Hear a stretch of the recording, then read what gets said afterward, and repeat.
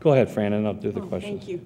Well, I'm Fran Mentch. I live on Lynn Park, and I'm glad that you ended the last question with saying that we're financially pinched, because it's just that pinch that I want to talk about. And I'd like you to reflect, if you could share with the group here, the council process in the retire and rehire process involved with our city manager that occurred this year. This has nothing to do with the city manager as an individual. This is not an ad hominem attack. This is to talk about the process.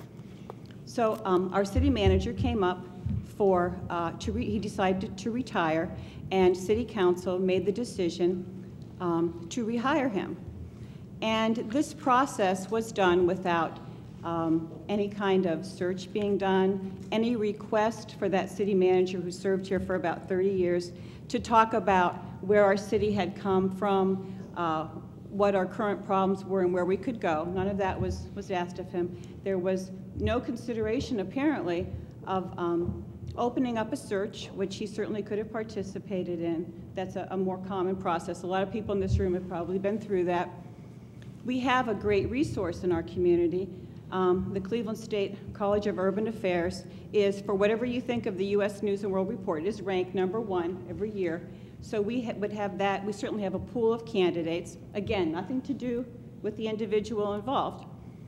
But council made the decision to, with no, as I say, no consideration for having any candidates or having discussion from this gentleman about closing off one career and beginning another, he was rehired.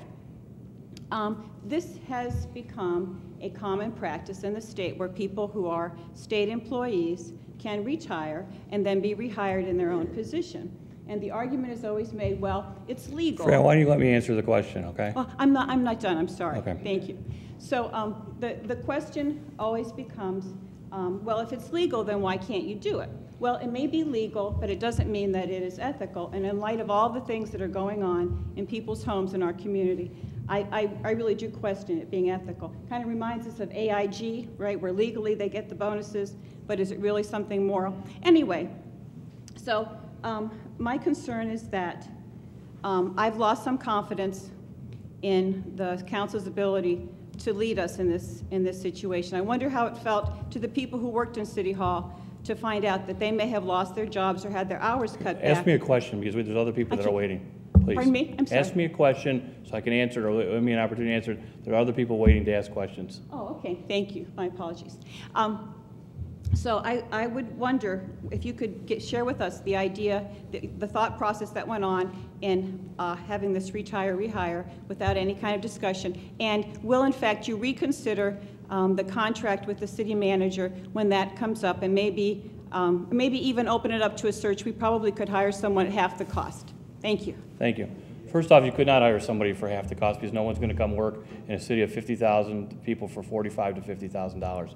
However, the city manager notified council of his intentions that he'd like to be retired and rehired sometime late in spring of last year. Council deliberated over it. We talked about it. We did some outside research. We had our law director look into it, the legality of it, and council by a 6-to-1 vote decided to move forward with this. We meet with Mr. Downey every Monday night, or 50 out of 52 Mondays a year, and various other times. We also evaluate him every year, once a year, and do an evaluation process with him. Council felt comfortable enough doing this, and they decided to move forward to do it. You, as you know, came to the meeting and complained about it, or voiced your concern. Yes, voiced your concern. And there was an article earlier about this in the Sun Press about it. The administrator in Shaker, City of Shaker, Jerry Chaikin, also did it. So we made a decision to do it and move ahead. And to be very honest with you, with the exception of a handful of people, including yourself, you're the only people I hear from about this. Most people told me it was a good opportunity to keep the city manager in this town during these tough times that we are facing, and not to change ships in the middle of what we're trying to do and accomplish here. And when, as I said, I talk to Mr. Downey daily. I see him many times a week, as does many of the other members of council. So we're going to move on. Thank you. Thank you. I just want to say this had nothing to do with Mr. Downey. It has Sure. to do with the process. Your concerns. And the Your cost concerns. of the position. The cost Your of concerns. Go ahead, Dean, and then I'm going to do a couple questions.